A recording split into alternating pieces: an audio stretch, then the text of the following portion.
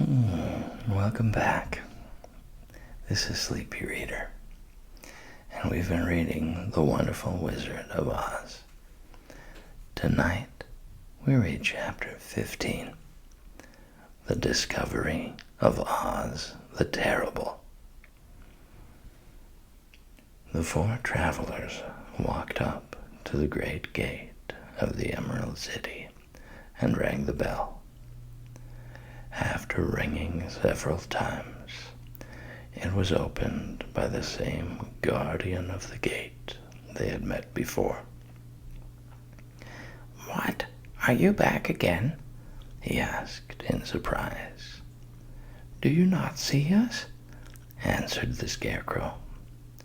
"But I thought you had gone to visit the Wicked Witch of the West."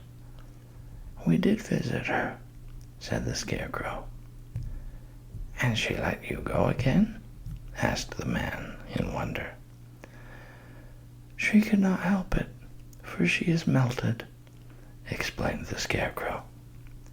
"Melted? Well, that is good news indeed," said the man. "Who melted her?" "It was Dorothy," said the lion gravely. "Good gracious!" exclaimed the man, and he bowed very low indeed before her. Then he led them into his little room and locked the spectacles from the great box on all their eyes, just as he had done before. Afterward, they passed on through the gate into the Emerald City. And when the people heard from the guardian of the gate that they had melted the Wicked Witch of the West, they all gathered around the travelers and followed them in a great crowd to the palace of Oz. The soldier with the green whiskers was still on guard before the door, but he let them in at once, and they were again met by the beautiful green girl, who showed each of them to their old rooms at once, so they might rest until the great Oz was ready to receive them. The soldier had the news carried straight to Oz that Dorothy and the other travelers had come back again after destroying the Wicked Witch. But Oz made no reply. They thought the great wizard would send for them at once, but he did not. They had no word from him the next day, nor the next, nor the next. The waiting was tiresome and wearing, and at last they grew vexed that Oz should treat them in so poor a fashion, after sending them to undergo hardships and slavery. So the Scarecrow at last asked the green girl to take another message to Oz, saying if he did not let them in to see him at once, they would call the winged monkeys to help them and find out whether he kept his promises or not. When the wizard was given this message, he was so frightened that he sent word for them to come to the throne room at 4 minutes after 9 o'clock the next morning. He had once met the winged monkeys in the land of the West, and he did not wish to meet them again. The four travelers passed a sleepless night, each thinking of the gift Oz had promised to bestow upon him. Dorothy fell asleep only once, and then she dreamed she was in Kansas, where Aunt Em was telling her how glad she was to have her little girl at home again.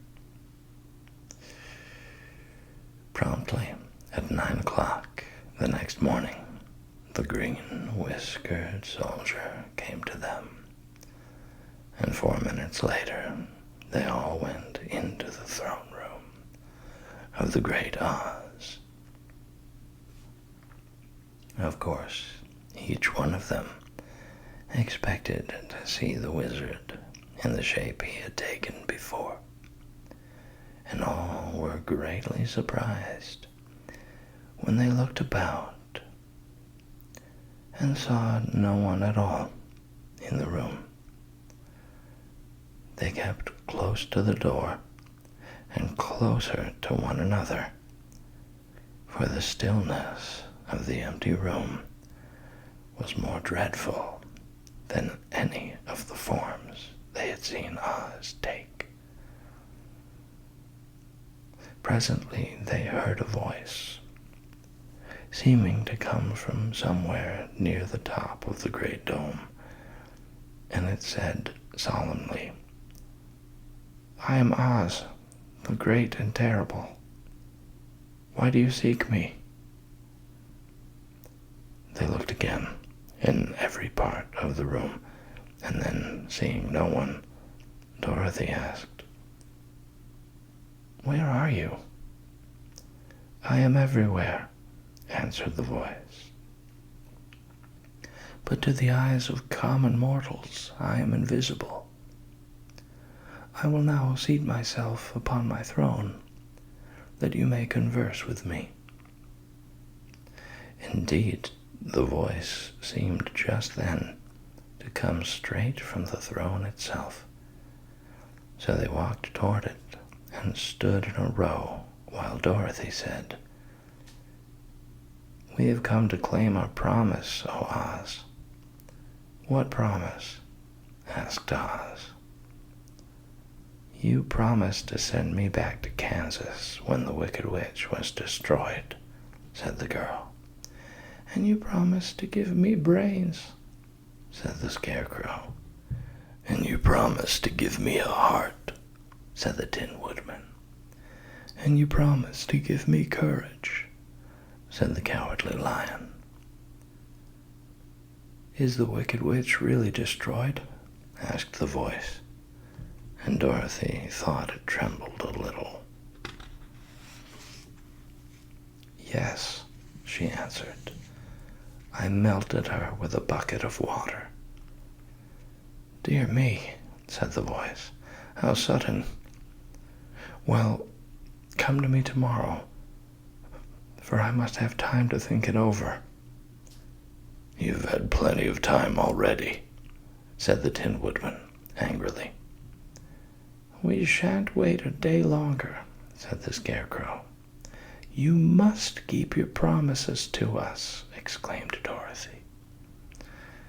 The lion thought it might be as well to frighten the wizard, so he gave a large, loud roar, which was so fierce and dreadful that Toto jumped away from him in alarm and tipped over the screen that stood in a corner. As it fell with a crash, they looked that way, and the next moment all of them were filled with wonder, for they saw, standing in just the spot the screen had hidden, a little old man with a bald head and wrinkled face, who seemed to be as much surprised as they were. The Tin Woodman, raising his axe, rushed toward the little man and cried out, "Who are you?" "I am Oz, the great and terrible," said the little man in a trembling voice. "But don't strike me, please don't, and I'll do anything you want me to." Our friends looked at him in surprise and dismay. "I thought Oz was a great head," said Dorothy. "And I thought Oz was a lovely lady," said the Scarecrow. "And I thought Oz was a terrible beast," said the Tin Woodman. "And I thought Oz was a ball of fire," exclaimed the Lion. "No, you're all wrong," said the little man meekly. "I have been making believe." "Making believe?" cried Dorothy. "Are you not a great wizard?" "Hush, my dear," he said. "Don't speak so loud, or you will be overheard, and I should be ruined. I'm supposed to be a great wizard." "And aren't you?" she asked. "Not a bit of it, my dear. I'm just a common man." "You're more than that," said the Scarecrow, in a grieved tone. "You're a humbug." "Exactly so," declared the little man, rubbing his hands together as if it pleased him. "I am a humbug." "But this is terrible," said the Tin Woodman. "How shall I ever get my heart?" "Or I my courage?" asked the Lion. "Or I my brains?" wailed the Scarecrow, wiping the tears from his eyes with his coat sleeve. "My dear friends," said Oz, "I pray you not to speak of these little things. Think of me and the terrible trouble I'm in at being found out." "Doesn't anyone else know you're a humbug?" asked Dorothy. "No one knows it but you four and myself," replied Oz. "I have fooled everyone so long that I thought I should never be found out. It was a great mistake, my ever letting you into the throne room. Usually, I will not see even my subjects, and so they believe I am something terrible." "But I don't understand," said Dorothy in bewilderment. "How was it that you appeared to me as a green head?" "That was one of my tricks," answered Oz. "Step this way, please, and I will tell you all about it." He led the way to a small chamber in the rear of the throne room, and they all followed him. He pointed to one corner, in which lay the great head, made out of many thicknesses of paper, and with a carefully painted face. "This I hung from the ceiling by a wire," said Oz. "I stood behind the screen and pulled a thread to make the eyes move and the mouth open." "But how about the voice?" she inquired. "Oh, I'm a ventriloquist," said the little man, "and I can throw the sound of my voice wherever I wish, so that you thought it was coming out of the head. Here are the other things I used to deceive you." He showed the Scarecrow the dress and the mask he had worn when he seemed to be the lovely lady, and the Tin Woodman saw that his terrible beast was nothing but a lot of skins sewn together, with slats to keep their sides out. As for the ball of fire, the false wizard had hung that also from the ceiling. It was really a ball of cotton, but when oil was poured upon it, the ball burned fiercely. "Really," said the Scarecrow, "you ought to be ashamed of yourself for being such a humbug." "I am. I certainly am," answered the little man sorrowfully. "But it was the only thing I could do. Sit down, please. There are plenty of chairs, and I will tell you my story." So they sat down and listened while he told the following tale. "I was born in Omaha." "Why, that isn't very far from Kansas," cried Dorothy. "No, but it's farther from here," he said, shaking his head at her sadly. "When I grew up, I became a ventriloquist, and at that I was very well trained by a great master. I can imitate any kind of a bird or beast." Here he mewed so like a kitten that Toto pricked up his ears and looked everywhere to see where she was.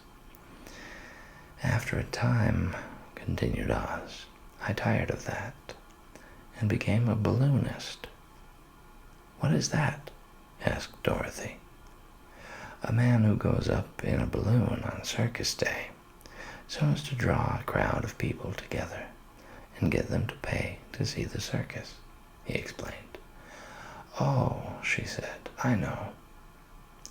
Well, one day I went up in a balloon, and the ropes got twisted so that I couldn't come down again.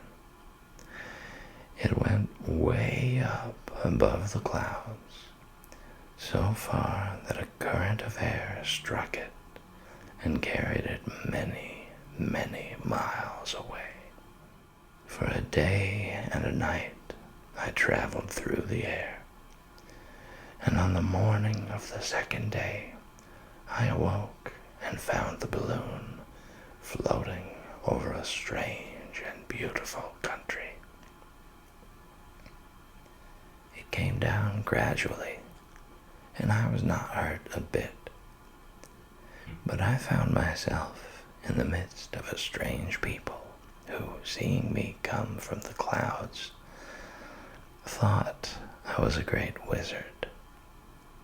Of course I let them think so, because they were afraid of me and promised to do anything I wished them to. Just to amuse myself and keep the good people busy, I ordered them to build this city and my palace, and they did it all willingly and well. Then I thought, as the country was so green and beautiful, I would call it the Emerald City. And to make the name fit better, I put green spectacles on all the people, so that everything they saw was green. "But isn't everything here green?" asked Dorothy. "No more than in any other city," replied Oz. "But when you wear green spectacles, of course everything you see looks green to you. The Emerald City was built a great many years ago, for I was a young man when the balloon brought me here, and I am a very old man now.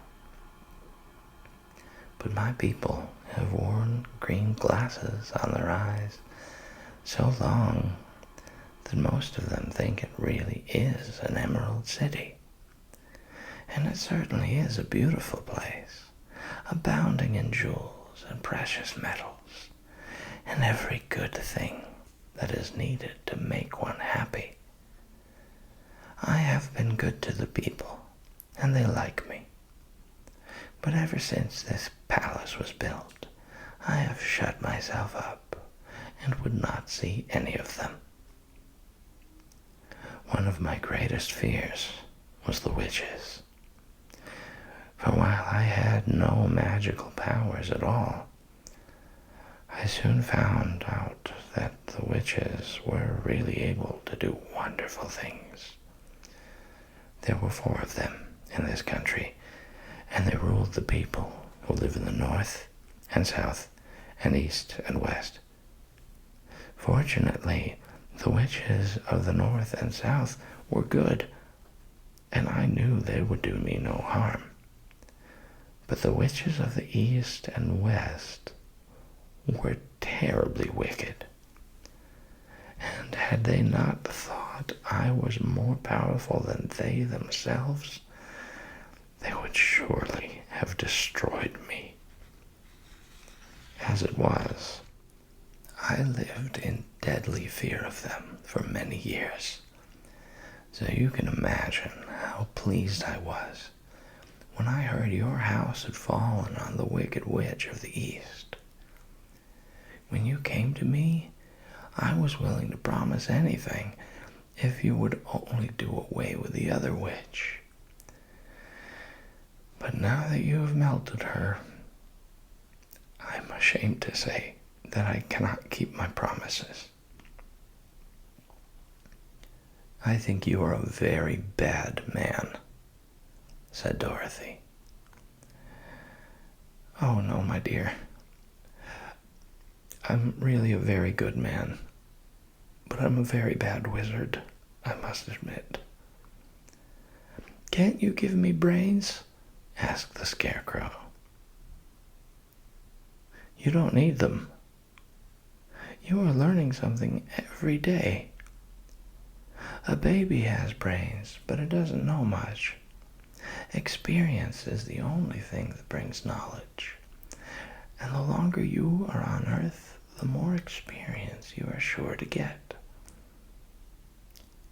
That may all be true, said the Scarecrow, but I shall be very unhappy unless you give me brains. The false wizard looked at him carefully. Well, he said with a sigh, I'm not much of a magician, as I said, but if you will come to me tomorrow morning, I will stuff your head with brains. I cannot tell you how to use them, however. You must find that out for yourself. Oh, thank you. Thank you, cried the Scarecrow. I'll find a way to use them, never fear. But how about my courage? Asked the Lion anxiously. You have plenty of courage, I'm sure, answered Oz. All you need is confidence in yourself. There is no living thing that is not afraid when it faces danger. True courage is in facing danger when you are afraid. And that kind of courage you have in plenty. Perhaps I have, but I'm scared just the same, said the Lion. I shall really be very unhappy unless you give me the sort of courage that makes one forget he is afraid. Very well. I will give you that sort of courage tomorrow, replied Oz. How about my heart? Asked the Tin Woodman. Well, as for that, answered Oz, I think you are wrong to want a heart. It makes most people unhappy. If you only knew it, you are in luck not to have a heart. That must be a matter of opinion, said the Tin Woodman. For my part, I will bear all the unhappiness without a murmur, if you will give me the heart. Very well, answered Oz meekly. Come to me tomorrow, and you shall have a heart. I have played wizard for so many years that I may as well continue the part a little longer. And now, said Dorothy, how am I to get back to Kansas? We shall have to think about that, replied the little man. Give me 2 or 3 days to consider the matter, and I'll try to find a way to carry you over the desert. In the meantime, you shall all be treated as my guests, and while you live in the palace, my people will wait upon you and obey your slightest wish. There is only one thing I ask in return for my help, such as it is. You must keep my secret, and tell no one I am a humbug. They agreed to say nothing of what they had learned, and went back to their rooms in high spirits. even Dorothy had hope that the great and terrible humbug, as she called him, would find a way to send her back to Kansas. And if he did that, she was willing to forgive